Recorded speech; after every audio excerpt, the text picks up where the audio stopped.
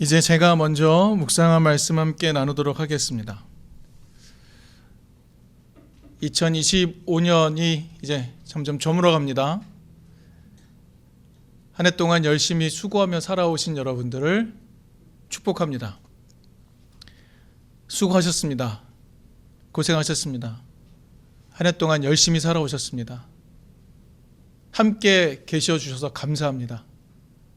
최선을 다해 살아오신 여러분의 수고와 노고 세상이 알아주지 않을지라도 하나님이 이미 알고 계심을 신뢰하며 하나님의 위로 안에서 새 힘을 얻으시기를 바랍니다. 이제 여러분이 2025년을 돌아보며 한번 성찰할 시간이 다가온 것 같습니다. 여러분이 2025년을 지내면서 여러 일들 가운데 어떤 사회 현상이 가장 기억에 남으십니까?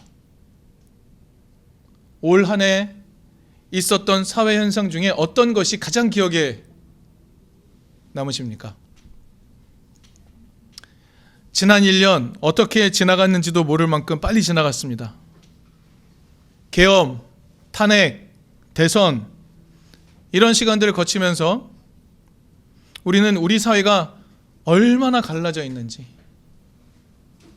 우리 사회가 얼마나 나뉘어져 있는지 확인할 수 있었습니다.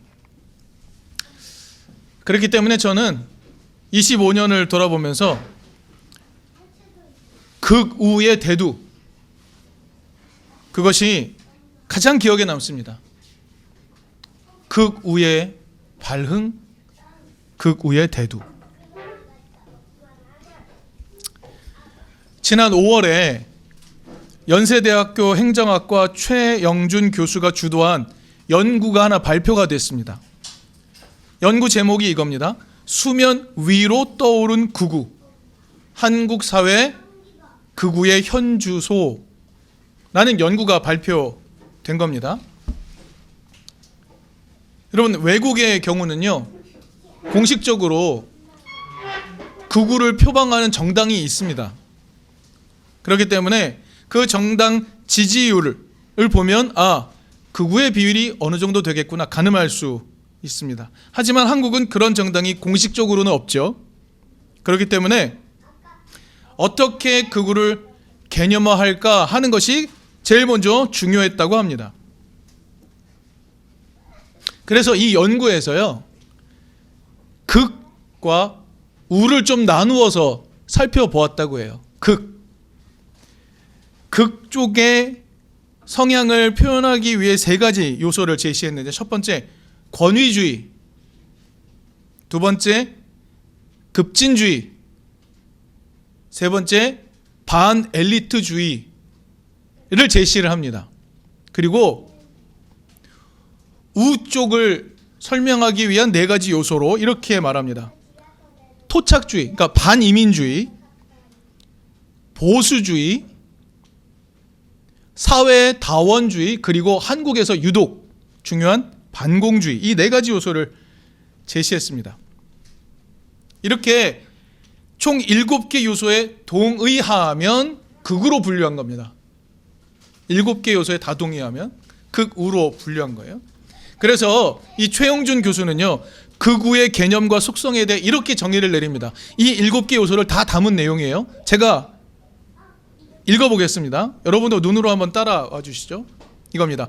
첫 번째, 체제의 기득권층에 대한 불신을 기반으로 반엘리트주의입니다. 권위적 리더십과 권위주의적인 태도죠. 급진적 수단을 통해, 이것이 급진주의입니다. 진보주의가 아니고요, 급진주의입니다.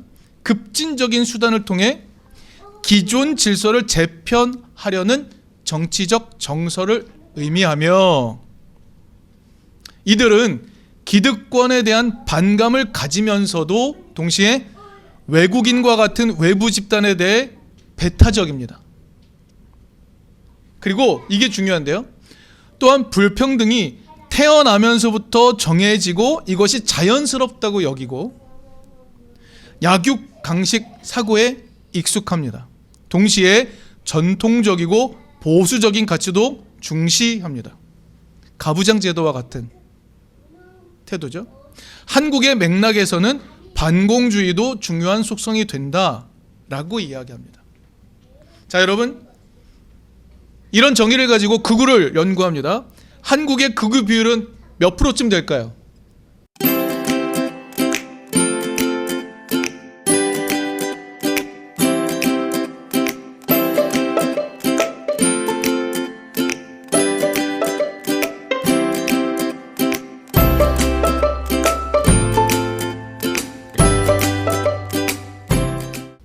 (21%입니다)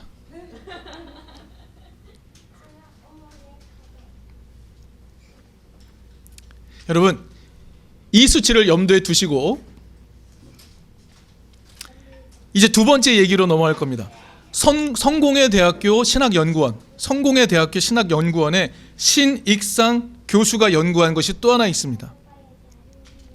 극우 성향 개신교인의 후기 자본주의 파시즘 성향 지향도 그 분석과 의미라는 연구가 있습니다. 이것을 한번 살펴볼 필요가 있습니다. 자, 이제 중요한 게 있죠. 극우 성향의 개신교인의 비율이 중요합니다. 몇 프로 될까요? 개신교인 중에서 극우 성향의 비율은 몇 프로 정도 될까요? 21.8%. 놀랍지 않습니까? 전체 사회 안에서의 극우 비율과 극우 개신교의 비율이 그리 다르지 않습니다. 그런데 신익상 교수는 이 연구를 통해서 이런 이야기를 합니다. 한국 개신교 내에 극우 성향을 가진 사람들이 후기 자본주의 파시즘의 주요 양상을 그대로 가지고 있다고 진단합니다. 두 가지 축이죠. 한국 개신교 안의 극우 비율이 이 정도라는 걸 확인한 것 하나, 그리고 또 하나는 이들이 어떤 태도를 가지고 있느냐, 어떤 파시즘적 태도를 가지고 있느냐, 이것을 연구한 겁니다. 여러분, 후기 자본주의 파시즘의 특징은 무엇일까요? 잠시 후에 설명하도록 하겠습니다. 여러분, 고전적 의미의 파시즘, 우리 많이 들었죠?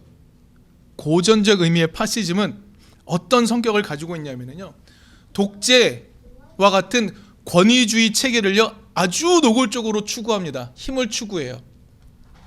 우매한 군중들을 동원하여 사회의 기득권이라고 여기는 세력들을 처단하고 그곳에 독재와 같은 힘을 가진 세력들이 등장하여서 세상을 운영하는 것, 독재와 같은 권위주의 체계를 아주 노골적으로 지지하는 것이 고전적 파시즘의 특징입니다. 그런데 새로운 파시즘, 네오파시즘은 어떤 성격을 가지고 있냐면요, 이게 중요한데요, 여러분 기억해 두시면 좋습니다.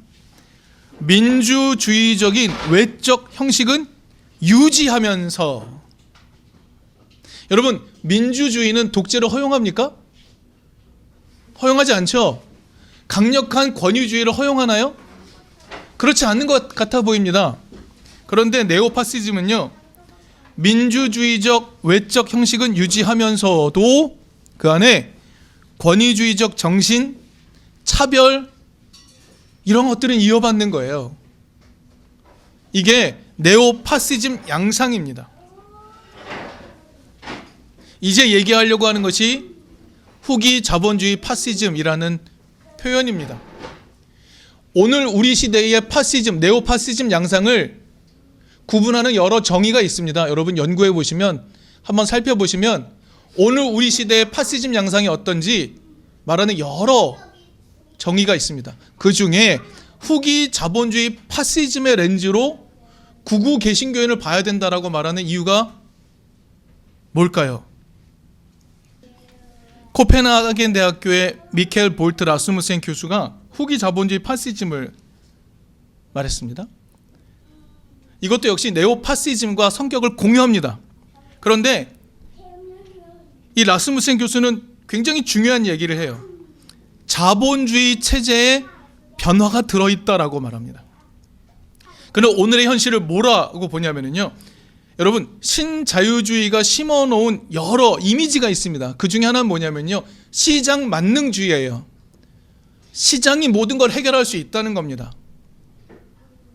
신자유주의적 태도, 경쟁을 통해, 자본주의를 통해 시장이 세상을 잘 돌아가게 하는 가장 중요한 곳이다. 시장 만능주의. 이것이 세상을 장악했습니다. 어떤 일이 벌어졌죠?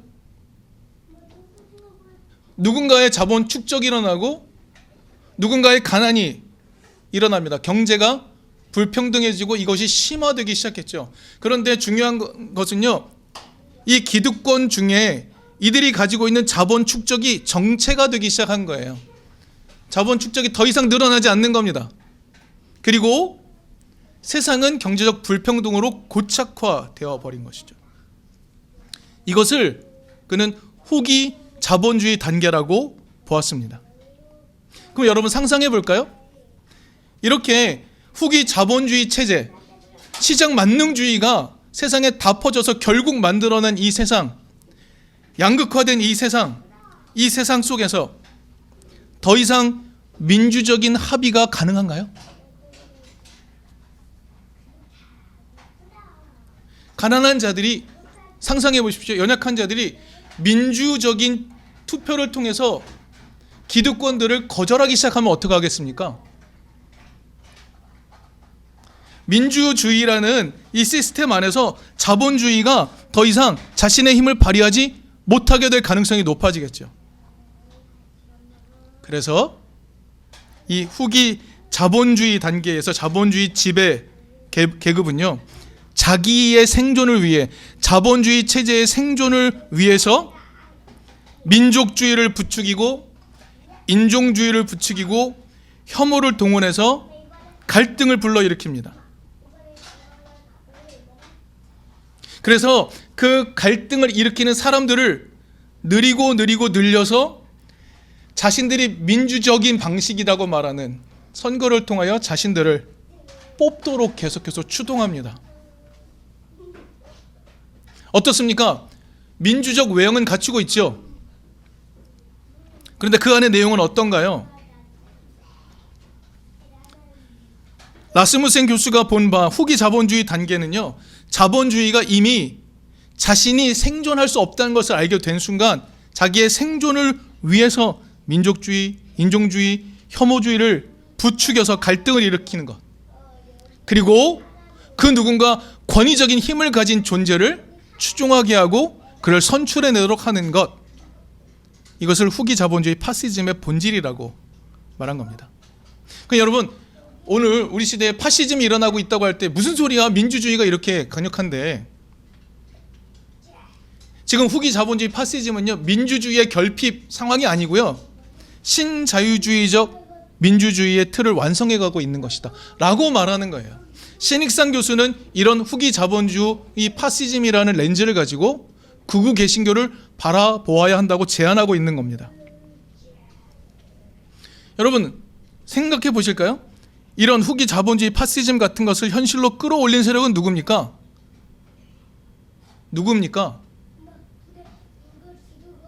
혐오를 장착한 민중들일까요? 아닙니다. 그들은 이용당하고 동원되는 것이죠. 이 후기 자본주의 파시즘에 숨어있는 주체는 누구냐면 자본을 축적하고 있는 기득권자들, 이런 겁니다. 외형은 민주주의지만 내용은 파시즘적이죠. 그런데 이런 후기 자본주의 파시즘이 한국 극우 개신교 안에 그대로 녹아있다라고 말하는 것이 신익상 교수님의 연구 결과였어요. 전 전적으로 동의합니다. 후기 자본주의 파시즘을 구분하는 한 6개 정도의 기준이 있습니다. 그 6개 정도의 기준 중에, 여러 양상 중에서 한국 개신교 극우가 보여주고 있는 가장 분명한 특징 2가지를 얘기해요. 첫 번째는 뭐냐면 한국 극우 개신교에 특별히 강력하게 많은 겁니다. 혐오와 배제.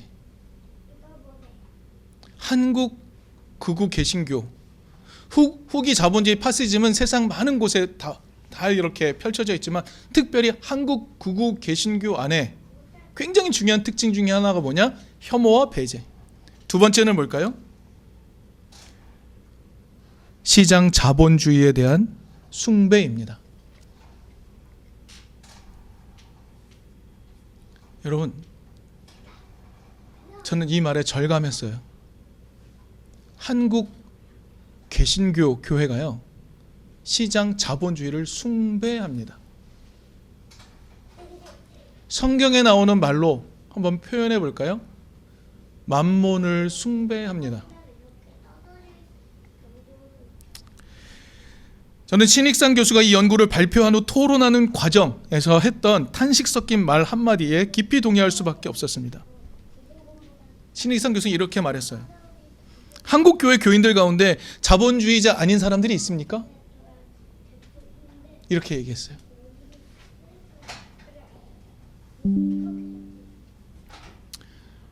여러분, 한국 교회는 자본주의 세계를 하나님 나라로 받아들였습니다.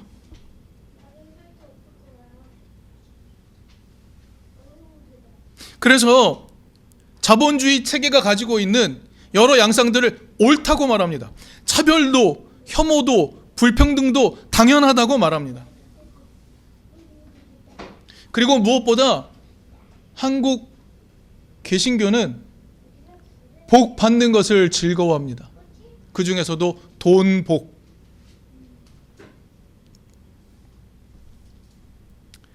여러분, 그렇기에 더 이상 하나님 나라를 상상하지 않습니다. 예수가 말한 하나님 나라를 상상하지 않는 겁니다. 그런데 우리 교회도 마찬가지입니다. 여러분, 우리가 우리 공동체 안에서 유통하는 내용들을 한번 살펴볼까요? 우리는 어떤 대화들을 나누고 있습니까? 우리는 예수가 보여주었던 하나님 나라의 본질, 그것을 오늘 우리의 삶에 어떻게 구현해낼까, 이런 얘기 하나요? 하나님의 뜻을 따라 어떻게 살아갈지에 대해 이야기합니까? 우리는 말씀을 통해 깨달은 바를 오늘 우리의 삶에 어떻게 치열하게 그 말씀의 진리를 따라 살기 위해 노력하는 내용을 이야기합니까? 우리는 무엇을 이야기하며 살아가고 있습니까? 지난 한 해 동안 우리들의 나눔 가운데 가장 많은 주제가 무엇이었습니까? 오늘 우리는 하나님 나라를 오늘 우리 삶에 어떻게 구현할까에 대한 상상력을 나누는 일을 그쳤습니다.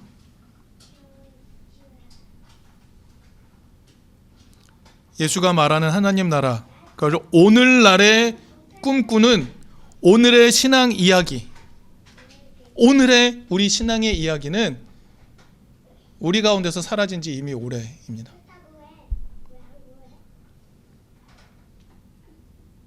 우리는 극우 개신교에 동의하지 않지만 그것과 상관없이 거의 모든 개신교인이 가지고 있는 태도, 자본주의에 대한 숭배, 이것들은 그리 다르지 않습니다. 지금은 대림절입니다. 이제 얼마 지나지 않으면 우리는 성탄을 맞이하게 됩니다. 오늘 우리는 예수를 맞아들이는 신앙이 무엇인가 고민했던 한 여인의 노래를 살펴볼 겁니다. 그리고 예수를 맞아들임은 오늘날 어떤 의미로 해석되어야 되는지 나누어 보려고 합니다. 여러분, 오늘 본문은요, 마리아가 엘리사벳과 3개월의 시간을 함께 보낸 뒤에 얻은 깨달음을 노래로 표현한 것입니다. 여러분, 엘리사벳은 누구인가요? 마리아의 먼 친척이면서 세례 요한의 어머니죠. 엘리사벳이 세례 요한을 잉태했습니다. 그리고 6개월이 지난 상태였습니다. 그리고 여러분, 마리아는 이제 내가 하나님의 은총에 힘입어 아이를 갖게 될 것이다, 예수라는 아이를 갖게 될 것이다, 이 수태고지를 들은 상황인 겁니다. 두 사람이 등장해요. 여러분, 엘리사벳은 어떤 사람일까요? 나이 많은 여인이고, 나이 많은 중에 아이를 잉태한 겁니다. 마리아는 어떤 여인입니까? 아주 어린 여인이고 이제 예수를 잉태하게 된 여인입니다. 여러분, 두 사람 모두 정상적 범위를 벗어난 임신입니다.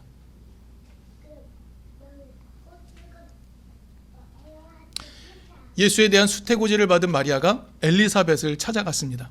결국 만나게 돼요. 성경을 읽어보면요, 마리아가 갈릴리에 있었고요, 엘리사벳은 남편 사가랴가 제사장직을 수행하고 있었기 때문에 유대에 있었습니다. 마리아가 엘리사벳을 찾아갔다고 표현합니다. 굉장히 먼 길을 홀로 찾아가서 만나게 되었다라고 이야기를 합니다. 여러분, 마리아와 엘리사벳은 3개월 동안 무슨 얘기를 했을까요? 무슨 얘기를 나누었을까요? 이 두 사람의 나이 차이는 굉장히 많이 났을 겁니다. 그럼에도 불구하고 불가해한 임신을 하게 된 두 사람은 어떤 이야기를 나누었을까요? 그들이 갖고 있는 두려움을 나누지 않았을까요? 각자가 갖고 있는 불안을 나누지 않았을까요? 그리고 왜 이런 일이 자신들에게 일어났는지, 하나님의 뜻이 어디 있는지 나누지 않았을까요? 그러면서 서로를 위로하고 서로를 격려하며 하나님의 뜻이 우리를 보살피고 있음을 서로에게 전달하며 신뢰를 나누며 서로의 어깨를 함께 져주며 그렇게 3개월을 보내지 않았을까요? 그리고 마침내는 하나님의 놀라운 사랑, 구원의 계획이 무엇인지 함께 깨닫게 된 것 아닐까요? 힌트가 오늘 본문 중에 있습니다. 오늘 본문 46절에서 55절까지는요, 이 3개월 동안에 일어난 위로, 격려, 사랑, 성찰, 그 시간을 거친 후에 나온 마리아의 고백입니다. 마리아가 어떻게 말했는가? 46, 47절에서 그녀는 이렇게 말합니다. 마리아가 말하였다. 내 영혼이 주님을 찬양하며 내 마음이 내 구주 하나님을 좋아한다 라고 말합니다. 여러분, 어린 마리아가 임신을 했는데 아버지를 알 수 없는 임신이에요. 주변 사람들은 어떻게 볼까요? 손가락질할 것이 뻔합니다. 미움을 받을 것이 뻔한 일이에요. 아니, 임신해서 몸이 힘들기도 할 텐데 사람들이 비난까지 해야 될 겁니다. 마음까지 힘들 게 뻔한 일이죠. 그런데 여러분, 마리아는 대체 무엇을 깨달았기에 자신의 태에 아이를 보낸 하나님을 좋아한다고 말할까요? 지금 자신에게 일어난 일, 앞으로 그녀가 당할 일들을 상상해보면 결코 쉽지 않습니다. 어려운 일 투성일 겁니다. 그런데 어떤 깨달음을 가졌기에 하나님을 좋아한다, 하나님을 즐거워한다고 말하는 것일까요? 여러분, 계속해서 마리아는요, 오늘 본문에서 하나님을 즐거워하는 이유를 말합니다. 하나님을 즐거워하는 이유, 아주 실제적 이유. 52절 53절만 읽겠습니다. 제왕들을 왕좌에서 끌어내리시고 비천한 사람을 높이셨습니다. 줄인 사람들을 좋은 것으로 배부르게 하시고 부한 사람들을 빈손으로 떠나 보내셨습니다 라고 말해요. 마리아가 하나님을 즐거워하는 이유를 이렇게 말한다고요. 현실의 고통을 만들어내는 권력자들이 무너질 것이다. 약자들이 참 자유를 얻은 세상을 노래합니다. 여러분, 마리아의 이 노래의 시제는요, 모두 완료형으로 번역이 됩니다. 제가 좀 전에 잠시 할 것이다 라고 표현했는데 이거 잘못된 겁니다. 모두 완료형으로 번역됩니다. 그렇게 될 것이다 라는 미래적 표현이 아니고요, 그런 일이 이미 일어났다고 고백하는 완료형으로 되어 있습니다. 여러분, 눈앞에 그런 일이 벌어졌나요? 아니요. 그런데 마리아는 벌어졌다고 노래하는 겁니다. 시제만으로도 마리아가 얼마나 강한 신뢰를 보이고 있는지 알 수 있습니다. 현실을 정말 훌쩍 넘어서는 하나님 나라가 왔다고 말하는 겁니다. 지금 마리아는 정말 강력한 희망의 바탕 위에서 이 노래를 하고 있는 것입니다. 여러분, 누가복음의 이 본문은요, 예수님 탄생을 설명하는 가운데 들어있죠. 여러분, 이 권위주의적인 세상 속에서 여자의 몸으로 살아간다는 것, 당신은 얼마나 더 힘들었을까요? 지금도 이리 힘든데. 게다가 이해할 수 없는 임신을 겪었다? 엘리사벳, 마리아 두 사람 다 얼마나 힘들까요? 그런데 이 두 사람이 서로 위로하고 격려하고 서로 함께 하나님의 뜻을 이해하려고 했던 그 성찰의 시간, 그 시간을 거치고 난 다음에 마침내 현실을 넘어서는 하나님 나라를 믿음으로 이미 왔음을 고백하며 수용하게 되었다. 오늘 본문이 보여주는 게 바로 그런 내용입니다. 지금 마리아는 엘리사벳과의 그 친밀한 만남을 통해서 하나님 나라를 경험했고 그것을 믿음으로 이미 수용한 것이죠. 마리아는 엘리사벳과의 그 뜨거운 만남을 통해서 하나님의 자비로 인해 세상의 계급이 전복되었다라는 고백을 하고 있는 겁니다. 마리아는 말하는 거예요. 하나님 나라 이미 왔다는 겁니다. 서로 사랑하는 뜨거운 나눔과 교제가 있다면 불가해한 일을 당하고 있는 두 사람이라고 할지라도 서로 함께 만나 뜨겁게 사랑하고 격려하고 하나님의 뜻을 구하고 하나님의 뜻을 이해하는 시간들을 함께 나누면 그 안에서 하나님 나라를 경험한다라는 것이죠. 그래서 마리아는 하나님 나라가 이미 왔다라고 말하고 있는 겁니다.